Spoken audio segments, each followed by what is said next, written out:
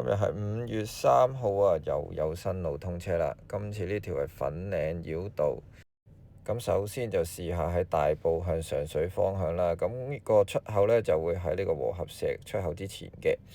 咁啊上咗呢條繞道之後呢，咁我哋一直行沿路會見到路牌嘅。咁佢可以去到兩個地方。咁第一個出口啦就係粉嶺沙頭角啦。咁呢度一落呢，就會係日豐對出嗰個迴旋處嘅。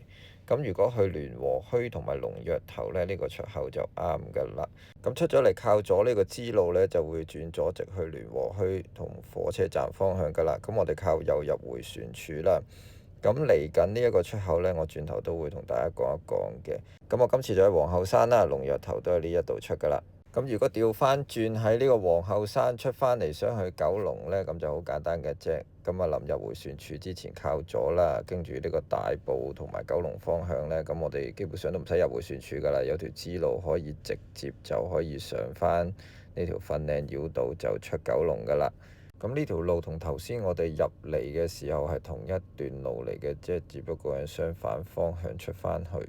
咁呢條粉嶺繞道來回嘅限速都係80公里嘅，咁呢度一落呢，就已經落得返去快速公路噶啦。咁啊掉頭再行一次啦，今次我就唔會喺呢個粉嶺同沙頭角出口出啦，今次就會行靠右，會落一條隧道仔咁樣向住呢個上水方向出發嘅。咁呢個路牌呢，就係會寫住呢個粉嶺北同上水啦。咁我哋會經過呢一個隧道仔，咁好短嘅啫。咁一上返嚟呢，就會見到有一個迴旋處仔嘅。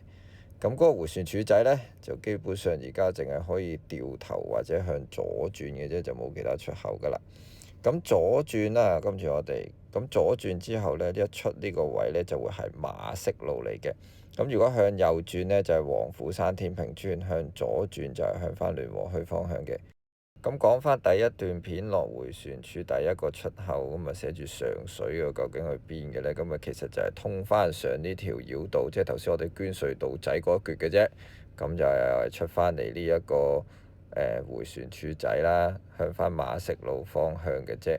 咁如果你係喺馬適路想轉入嚟行呢條粉嶺繞道出九龍嘅話呢，咁都係得一條路嘅啫。咁好似就出唔到去龍躍頭嗰個迴旋處㗎啦。如果喺呢度入就呢條粉嶺繞道睇落都幾方便嘅，不過遲啲會唔會有交通問題就唔知啦。